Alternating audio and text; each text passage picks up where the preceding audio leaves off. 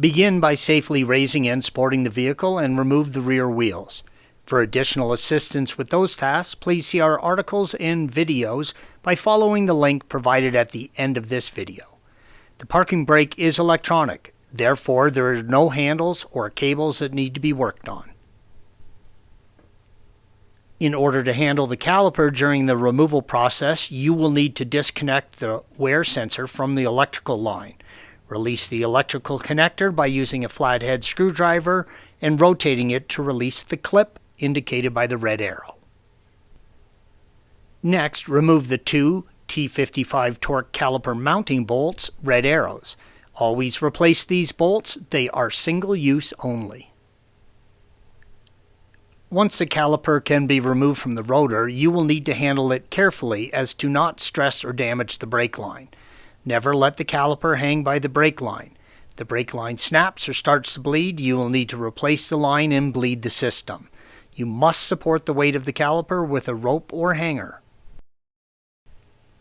You can now remove the two locating screws, red arrows, holding the rotor to the flange. There is a good chance these screws will be stuck if it is the first time they are being removed.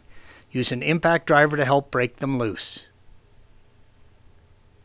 Once you remove the screws, use care as the rotor is now free.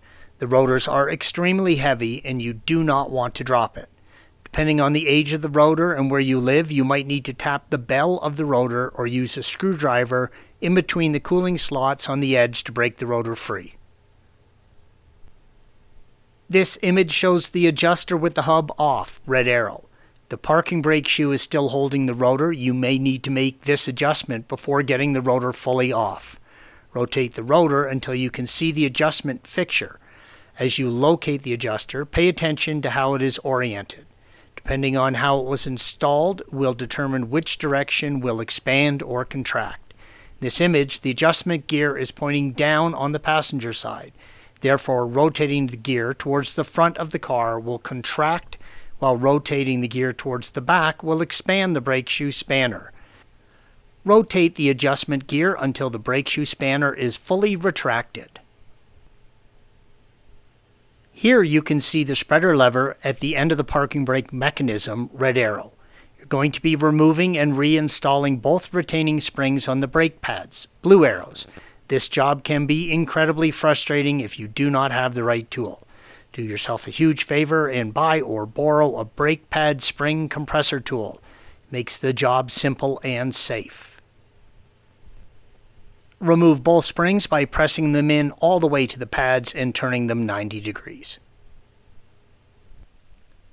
With the springs removed, you can remove the springs holding both parking shoes together.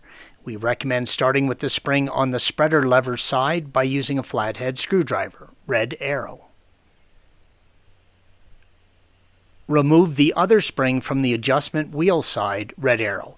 Be sure to hold on to the brake shoes once the spring is removed, as this spring is the last component holding the assembly together.